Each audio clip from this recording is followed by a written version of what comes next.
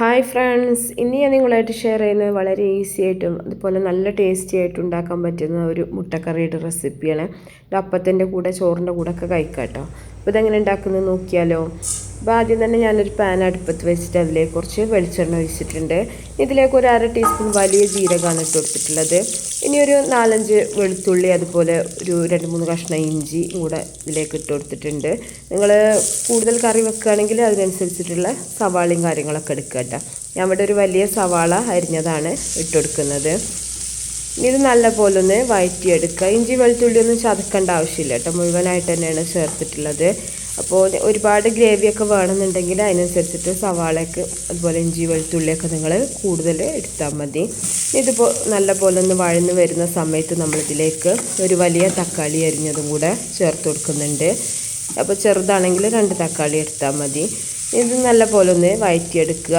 ഇനി ഇതിലേക്ക് മസാലപ്പൊടികൾ ചേർത്ത് കൊടുക്കുക. ഒരു 3/4 ടീസ്പൂൺ മഞ്ഞൾപ്പൊടി, അതുപോലെ തന്നെ നിങ്ങളുടെ എരിവിന് ആവശ്യമായിട്ടുള്ള മുളക് പൊടി, അതുപോലെ മല്ലിപ്പൊടി, 1/2 ടീസ്പൂൺ മല്ലിപ്പൊടിയാണ് ചേർത്തിട്ടുള്ളത്. ഇത് നല്ലപോലെ ആ ഒരു മസാലയുടെ ഒരു പച്ചമണം മാറുന്ന വരെ ഒന്ന് വഴറ്റിയെടുക്കുക. അതിനുശേഷം തീ ഓഫ് ചെയ്തിട്ട് നമുക്കിത് ചൂടാറാനായിട്ടൊന്ന് മാറ്റി വെക്കുക. ചൂടാറിയതിന് ശേഷം നമ്മളിത് മിക്സിയുടെ ജാറിലിട്ടിട്ട് നല്ലപോലെ ഒന്ന് അരച്ചെടുക്കുകയാണ് ചെയ്യുന്നത്. കുറച്ച് വെള്ളം കൂടെ ചേർത്തിട്ട് ഒന്ന് അരച്ചെടുത്താൽ മതി. അപ്പോൾ ഈ ഉള്ളി തക്കാളിയൊക്കെ നല്ലൊരു കട്ടിയുള്ളൊരു ഗ്രേവി ആയിട്ട് നമുക്ക് കറി കിട്ടും കേട്ടോ. മറ്റേത് നമുക്കതൊക്കെ ഇങ്ങനെ കറിയിൽ സെപ്പറേറ്റ് ആയിട്ട് കിടക്കല്ലേ ഉണ്ടാവുക. അപ്പോൾ ഇനി അതേ പാൻ തന്നെ ഞാൻ കഴുകിയിട്ട് കുറച്ചുകൂടെ വെളിച്ചെണ്ണ ഒഴിച്ചിട്ട് ഇതുപോലെ ഒരു ചെറിയ കഷ്ണം പട്ട, 2 ഏലക്ക, 2 ഗ്രാമ്പും കൂടെ ചേർത്തിട്ടുണ്ട്. ഇതൊന്ന് പൊട്ടി വരുന്ന സമയത്ത് നമ്മളിതിലേക്ക് അരച്ച് വെച്ചിട്ടുള്ള മസാല ഇതിലേക്ക് ചേർത്ത് കൊടുക്കുകയാണ് ചെയ്യുന്നത്. നമ്മൾ ആ ഒരു ജാറൊന്ന് കഴുകിയിട്ട് കുറച്ചുകൂടെ ഒന്ന് വെള്ളം ചേർത്തിട്ടുണ്ട്. അപ്പോൾ ഒരുപാട് ലൂസായിട്ടല്ല കേട്ടോ കറി. ഇനി ഇതിലേക്ക് ആവശ്യത്തിനുള്ള ഉപ്പും കൂടെ ചേർത്തിട്ട് നല്ലപോലെ ഒന്ന് ഇളക്കി മിക്സ് ചെയ്യാം. ഇനി ഇത് നല്ലപോലെ ഒന്ന് തിളച്ച് വരുന്ന സമയത്ത് നമുക്കിതിലേക്ക് നമ്മൾ പുഴുങ്ങി വെച്ചിട്ടുള്ള കോഴിമുട്ട തൊലിയൊക്കെ കളഞ്ഞിട്ട് ഇതിലേക്ക് ചേർത്ത് കൊടുക്കാം.